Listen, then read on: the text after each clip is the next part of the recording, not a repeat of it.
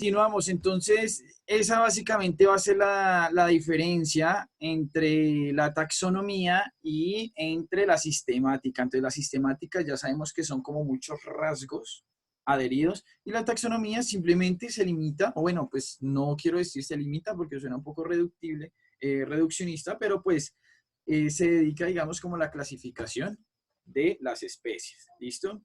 Entonces, la diferencia entre ambas disciplinas, como les acabo de decir hace un momento, pues varía en función de la visión que se tenga en relación con los métodos y fines de la biología.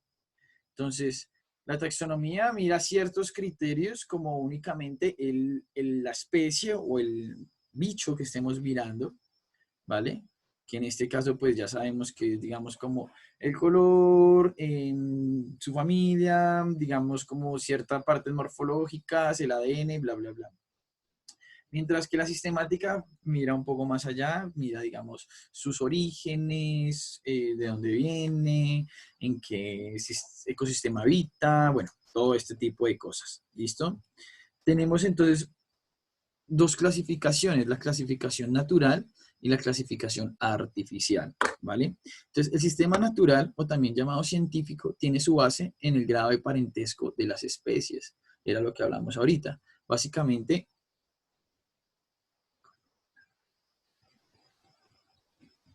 ¿quién es Nicole Vanessa Hernández Moreno? Lucía. Lucía, ah, ok. Entonces, podemos observar, bueno, el parentesco que tengamos con las otras especies, ¿cierto? Entonces, pues ya, digamos, van sus rasgos fenotípicos y sus rasgos genotípicos, ¿listo? La expresión del genotipo en la especie, ¿listo? Se agrupan todas aquellas especies que se cree se ha formado de procesos evolutivos diferentes a partir de antepasados en común. Entonces, de antepasados en común, ¿cuáles, por ejemplo, ustedes han escuchado de los humanos o de la especie Homo sapiens? ¿Qué de pronto han escuchado de otras especies de nuestros antepasados? Nombres, a ver si se acuerdan de alguno. Pues los primates.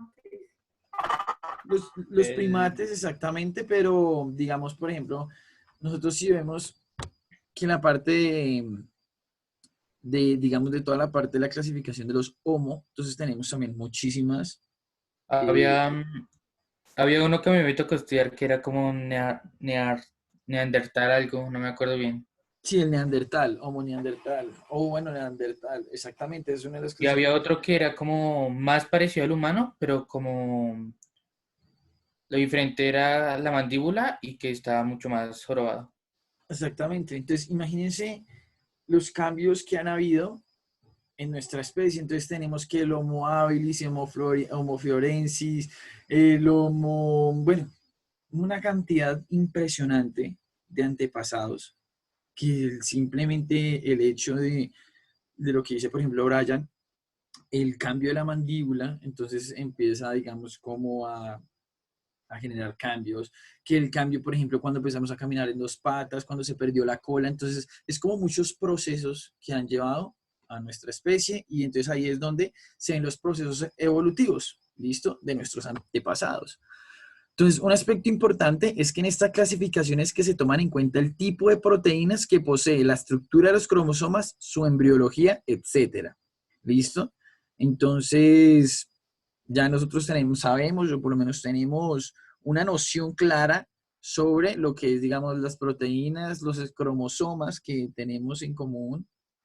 Bueno, la parte embriológica realmente es como nuestro nacimiento, el desarrollo de nuestro embrión para el crecimiento, digamos, del bebé. ¿Listo? Entonces, eso también se estudia a nivel taxonómico y, bueno, a nivel de la clasificación de las especies. Pues que digamos que forma, que digamos que, por ejemplo, las tres capas embrionarias, que el mesodermo, el ectodermo, el endodermo, todo ese tipo de cosas que suceden en el crecimiento embrionario también sirve para hacer una clasificación, y en este caso, pues, natural, ¿vale? Entonces, un sistema artificial de clasificación es aquella organización relacionada de elementos en el que la pertenencia de cada uno de ellos a diferentes clases depende de un criterio arbitrario adoptado por convención. Ejemplos de tales criterios pueden ser el forma o el número de piezas florales. Entonces, si se dan cuenta, como acá, por ejemplo, o sea, cómo esto puede darnos como un acercamiento a lo que decíamos ahorita sobre las flores o sobre las plantas en sí, cómo todo este sistemita de, por ejemplo, piezas florales y todo eso puede, digamos, como cambiar el rumbo de una clasificación. Por ejemplo, digamos, además que, digamos, hay muchas flores que nosotros ni siquiera alcanzamos a ver. Hay una clasificación, por ejemplo, en unas hojas que se llaman las brácteas floríferas, ¿sí? Entonces, por ejemplo, ¿ustedes han visto esa florecita que se llama ojo de poeta?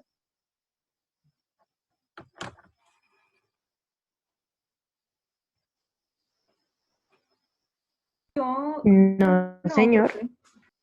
Bueno, espérense, es que les iba a hacer un dibujo, pero pues, señor. ¿para qué dibujo si tenemos acá y se le puede buscar acá? Espérense. Y yo creo que cuando la vean, pues van a decir, ah, sí, sí la hemos visto. Pero esperen que mi computador a veces se pone un poquito lento. A ver, acá.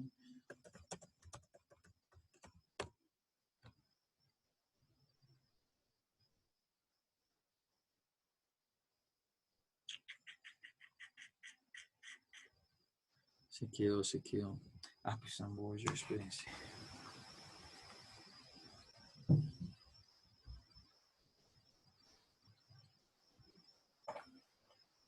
Esta florecita, fíjense, tan abeja, yo sí la tengo acá en el celular, puedo buscarla. Esta florecita,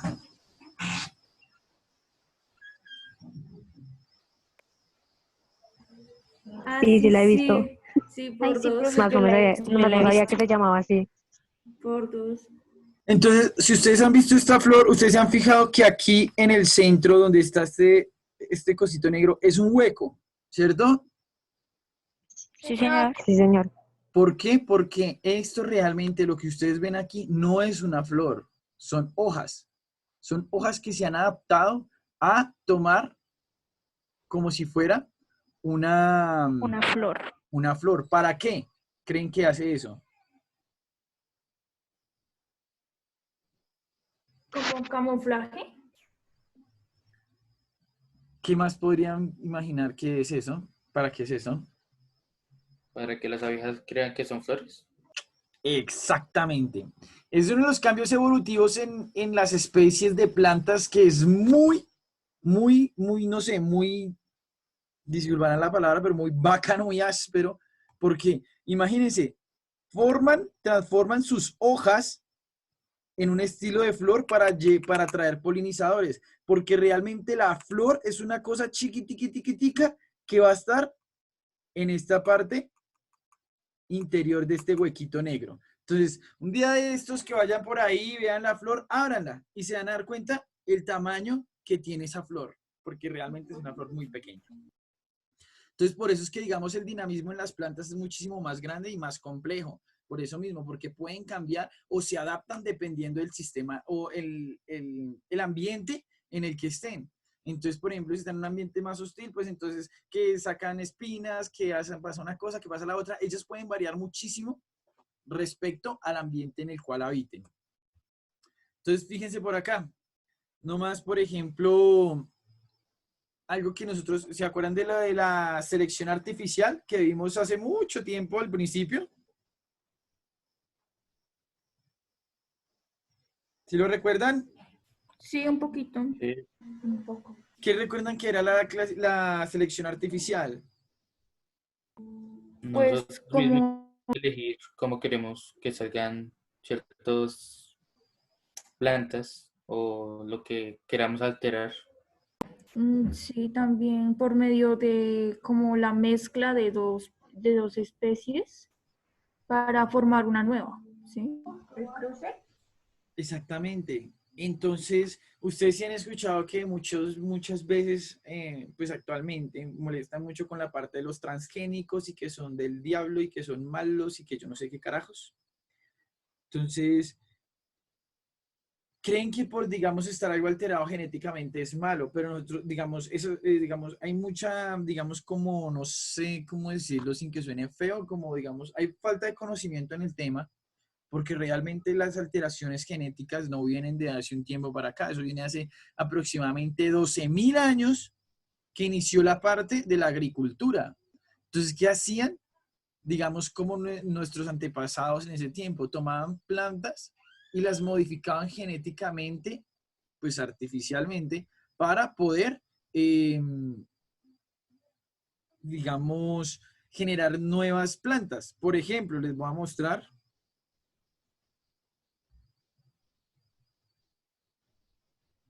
A ver si encuentro la imagen. Ah, sí, sí la encontré. Por ejemplo, fíjense. Fíjense cómo era por ejemplo, no sé, esto es una mazorca. Fíjense cómo era la mazorca antes. Espérense un segundito. Es que la pondría ahí en el computador, pero es que están más lenta esta vaina. Fíjense cómo era la mazorca antes. Esto de acá. Esto era una mazorca antes de modificarse genéticamente. Y fíjense los cambios que he podido tener. Entonces pasamos de esto, de esta primera, a esto de acá. ¿Listo? Y no solo ha pasado con la mazorca, ha pasado con muchas especies de plantas. Por ejemplo, fíjense, acá tenemos una antigua col. ¿Listo? O lo que ya, sí, una col. Y fíjense los cambios que ha tenido la col.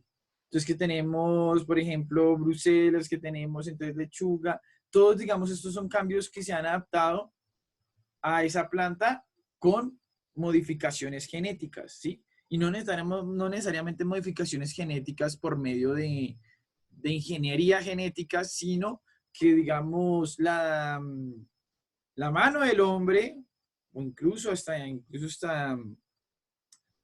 los cambios en el ambiente ha hecho que desarrollen ciertas ventajas en el ambiente, ¿sí? Y pues obviamente nosotros generamos ese cambio a nivel artificial en las plantas. ¿Para qué? Para generar una alimentación en nosotros, ¿sí? Entonces los cambios vienen de hace mucho tiempo atrás. La ingeniería genética, no como se ve ahorita, pero en sí la ingeniería genética viene desde la parte de la agricultura que inició hace más o menos 10.000 a 12.000 años.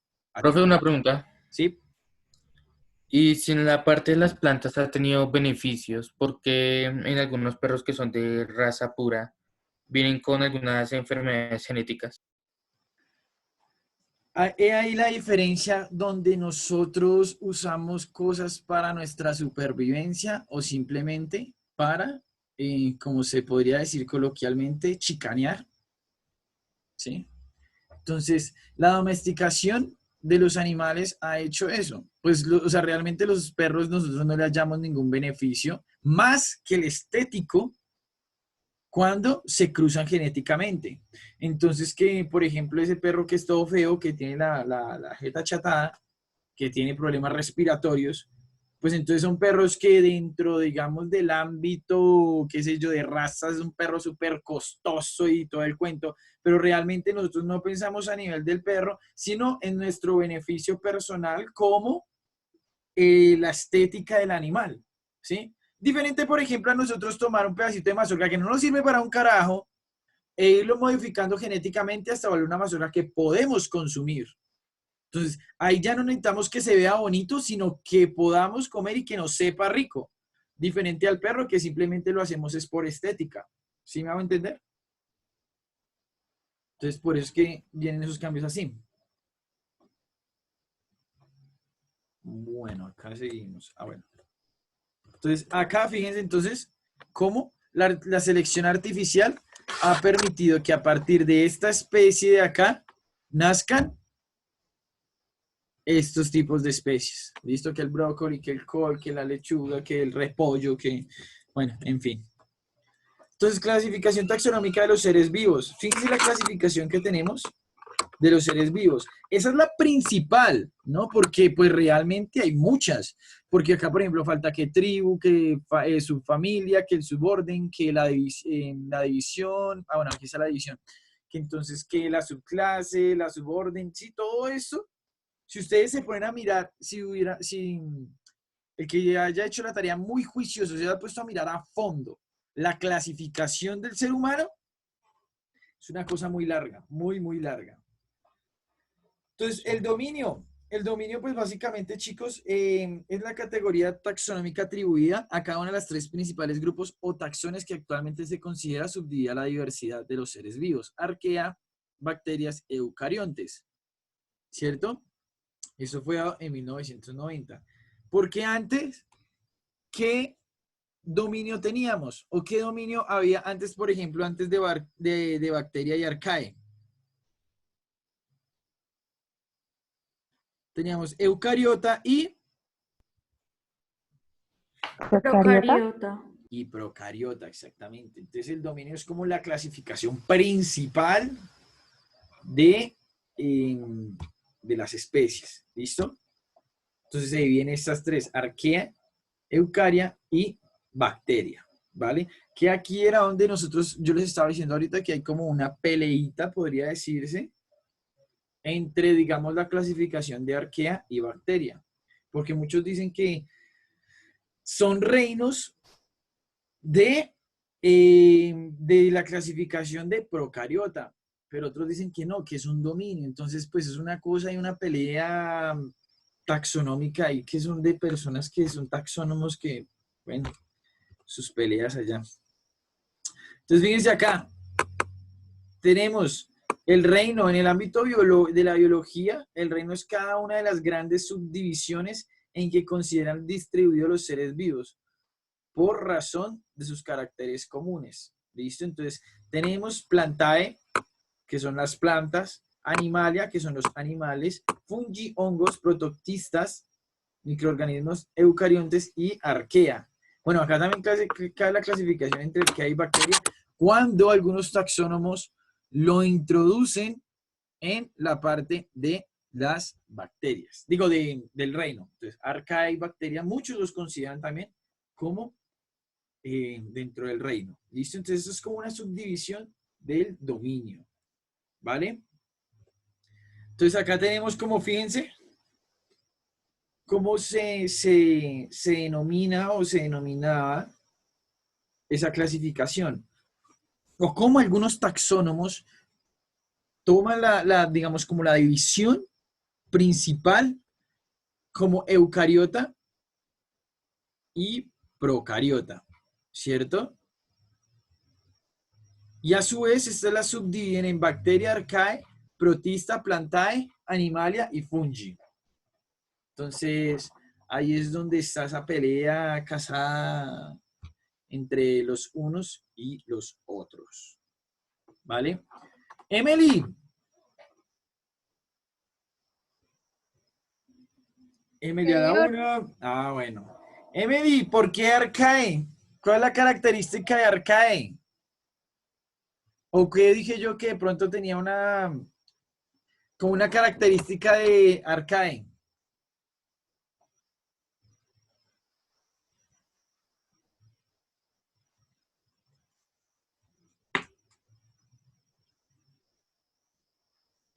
Emily. No sé, no sé. Muy bien.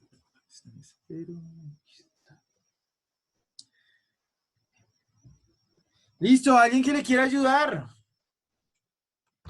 Que son como, creo que son unicelulares, ¿no? Sí, unicelulares. ¿Qué otra característica tiene? Importante, la dice su nombre.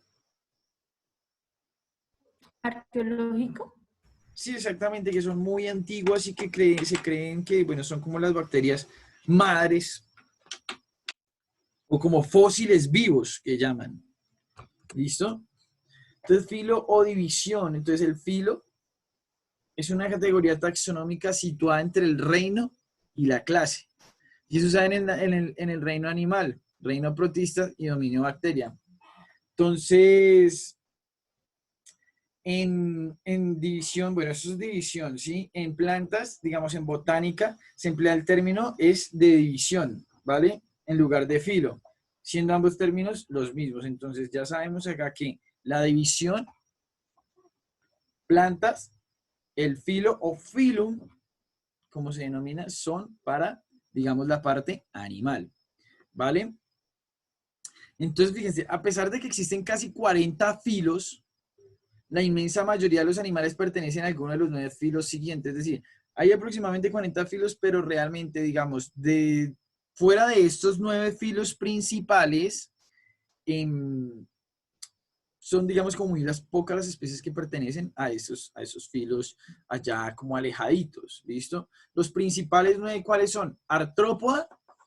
¿Quién me puede decir qué es artrópoda, por ejemplo? ¿O qué creen que es artrópoda?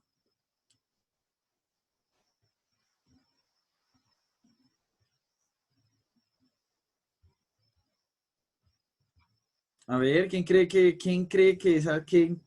creen que son los artrópodos?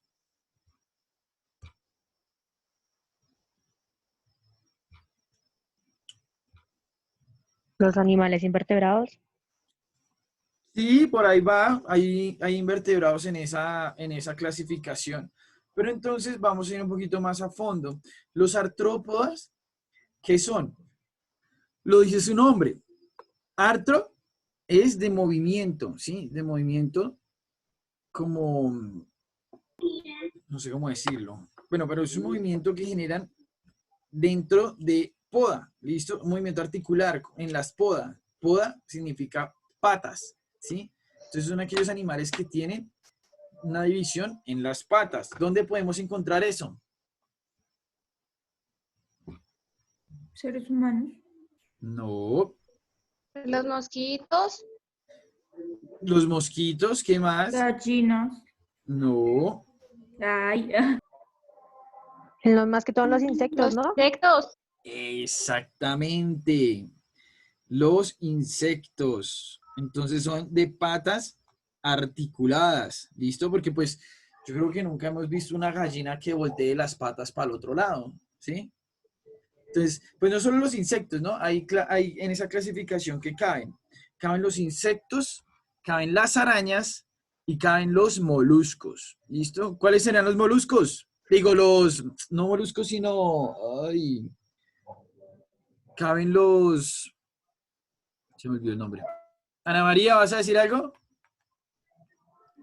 Profe, los crustáceos. No, pues sí. Crustáceos. Profe, creo que los crustáceos. Esa era la palabra. Gracias, Emily. Los crustáceos.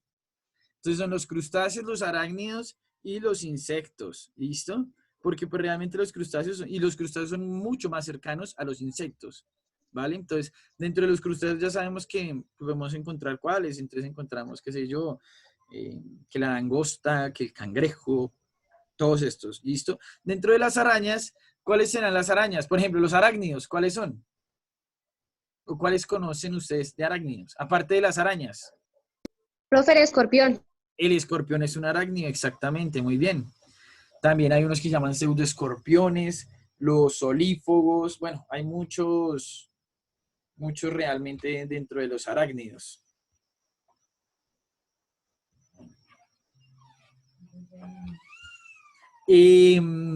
A ver, también tenemos, digamos, lo que son los insectos, que ya sabemos que son varios, ¿vale? Entonces, dentro de los moluscos, ¿cuáles creen que son los moluscos? El calamar. El calamar, sí. ¿Cuáles más? Pulpo. Los caracoles, ¿no? De mar. Los caracoles, La las estrella. babosas. Todos estos van a ser los moluscos. Los poríferos, ¿cuáles serán?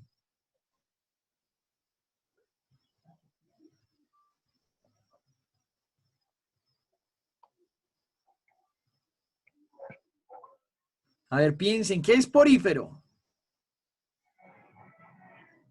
¿O a qué le suena porífero? a mí me suena.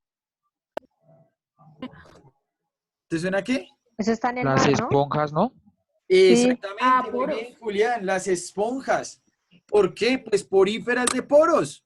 Y si ustedes las esponjas las pueden, o sea, nomás digamos, la relación o como la podemos ver es en las esponjillas de lavar la loza que son porosas. Igual pasa con las esponjas de mar. Son animales porosos. ¿Listo?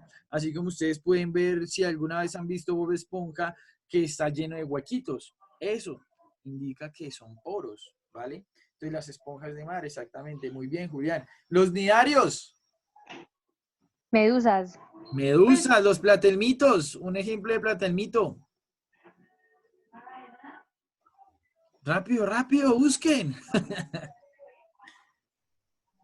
Todo es de mar, ¿no? Son como un tipo lombriz, pero son llamativos. Ay, ¿eso qué es, profe? Se parece como a la mantarraya, pero más chiquita. Parece cáscara de cebolla morada. Son animales se me trabó la lengua. Bueno, sí, entendió lo que iba a decir. ¿Son animales qué, Julián? Pero ¿por qué no la sé pronunciar ahora? Invertebrados. Invertebrados, sí, claro. Pero ¿qué característica tendrá? Vean su nombre, platelmitos. ¿A qué les suena ese nombre, por ejemplo? Gusanos planos. Exactamente. Son gusanos planos. Uno de los que puede ver, las planarias. Las planarias son gusanos planos, son platelmitos. Nematodos, ¿cuáles serán? Organismos microscópicos. Muy bien. Organismos microscópicos, sí, puede ser la clasificación. ¿Alguien más que le quiera ayudar o agregar algo?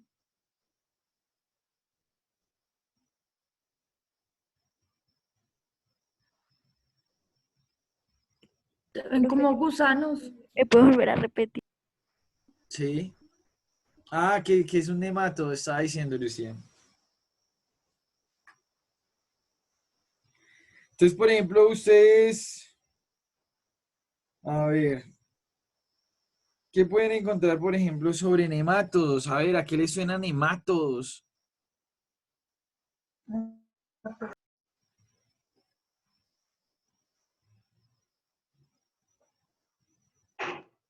¿Ustedes alguna vez cuando de pequeños les decían Lombrices. que tenían que purgarse? Sí, claro, ¿cierto? Sí, gusanitos, sí. Exactamente. Uy. Esos son nemátodos, los gusanos esos que a uno supuestamente le sacaban al purgarse, que lo ponían a uno a comer una vaina ahí como con piña y unas pastillas, bueno, no sé, una vaina así, que lo ponían a uno a acampar en el baño, que para sacar todos esos gusanos. Entonces, dentro de esos gusanos está esos, los nematodos. Los nematodos se encuentran mucho en plagas, ¿listo? O bueno, dentro, digamos, en la parte intestinal se encuentran algunos nematodos. Los anélidos, ¿cuáles serán? Las Lombrices, ¿no? lombrices. Gusanos. Exactamente, las lombrices. Los equinodermos.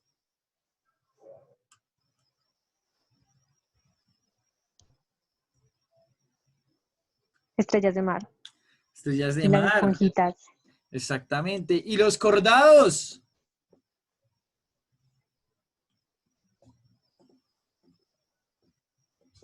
Los que tienen pues, Lo columna que- vertebral. Exactamente. Esos son los cordados. ¿Listo? Entonces, ahorita lo que yo les decía, la cantidad de especies que hay en los insectos es inmensa, ¿listo? Por eso les digo, se predice que de pronto pueden incluso haber más o menos 10 millones de especies de insectos, porque fíjense lo que dice acá. Y de hecho, más del 80% de las especies animales están incluidas en el filo Artrópoda, ¿sí? Y dentro de ese filo Artrópoda, la que más cantidad hay es insectos, ¿listo? No tanto los arácnidos y los crustáceos, sino los insectos es lo que tienen la mayor representación a nivel animal. A ver, ¿hasta dónde llegamos? La clase. Entonces, la clase es una categoría taxonómica que le sigue ¿a quién? ¿Cuál estábamos mirando ahorita? Al filo. Al filo, ¿cierto? Está entre el filo o división y el orden. ¿Listo? Entonces, fíjense estas características especiales que tienen. En las plantas, los nombres de la clase deben llevar el sufijo ópsida. Entonces, ustedes todos, digamos, las clases que vean de plantas siempre van a terminar en ópsida. Entonces, por ejemplo, acá tenemos un ejemplo que es magnoliópsida. Bueno, aquí los nombres de las plantas realmente son muy complicados. ¿Listo? Pero bueno, entonces uno de esos es las magnoliópsidas. Entonces, la característica de las clases o de la clase en las plantas es eso. Su prefijo, bueno, su sufijo es sufijo ópsida. ¿Listo? En algas, las clases deben acabar en físea. ¿Listo? Recuerden que dentro de taxonomía nosotros nunca, jamás en la vida, a ver, que se me hizo el lapicito, nunca jamás vamos a nombrar esta E de acá. ¿Listo? Nunca. Entonces, ahí es fisia, clorofisia, ¿vale? Esa es simplemente es como como una característica del taxón. Es igual que en familia también termina en EA, pero solo nombramos EA, ¿vale? Entonces, ahí la clorofisias. Y también tenemos hongos, que los hongos terminan en micetes, como agaricomicetes, ascomicetes, bueno, es una gran división. Y como yo les decía ahorita también, dentro de las clases o dentro de muchos de estos taxones se dividen en sub. Como por ejemplo nosotros, que es subespecie, en este caso subclase. ¿Listo? También lleva sufijos concretos en plantas, ide. ¿Listo? Roside, en algas físide y en hongos misitide. ¿Listo? Entonces, estas son características importantes taxonómicas, ¿vale? Para que las tengan en cuenta. Entonces, en animales y bacterias no hay obligación de un sufijo concreto para nombrar las clases ni las subclases. Mamalia, insecta, cefalópoda, bacilli, bueno, etc. Entonces, ahí sí no hay como una restricción de nombres, sino es el que es. Los únicos que van a tener, digamos, como un sufijo determinado, entonces va a ser plantas, algas y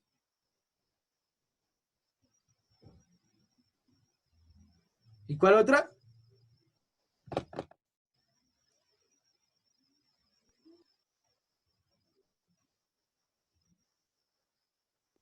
Animales.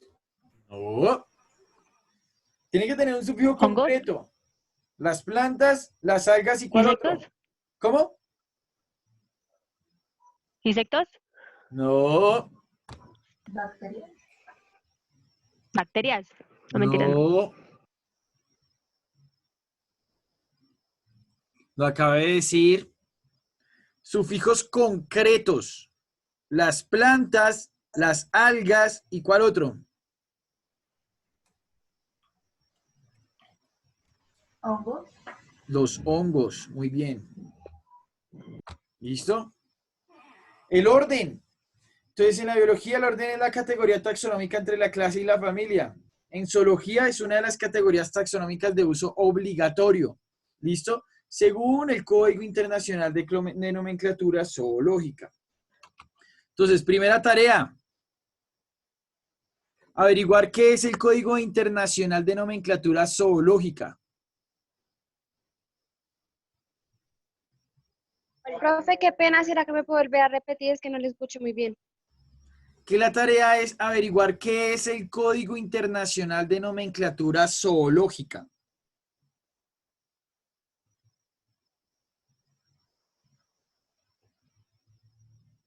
Internacional. De nomenclatura zoológica.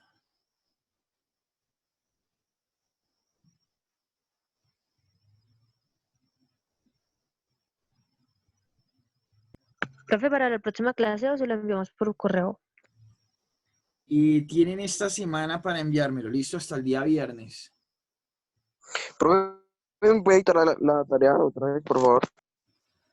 Averiguar qué es el Código Internacional de Nomenclatura Zoológica.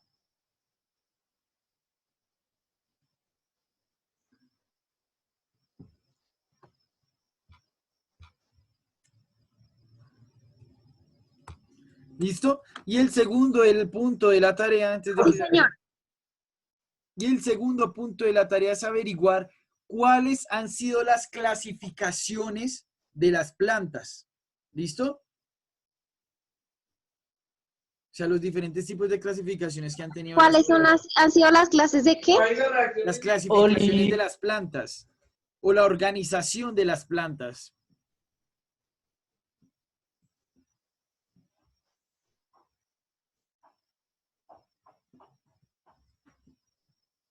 ¿Listo?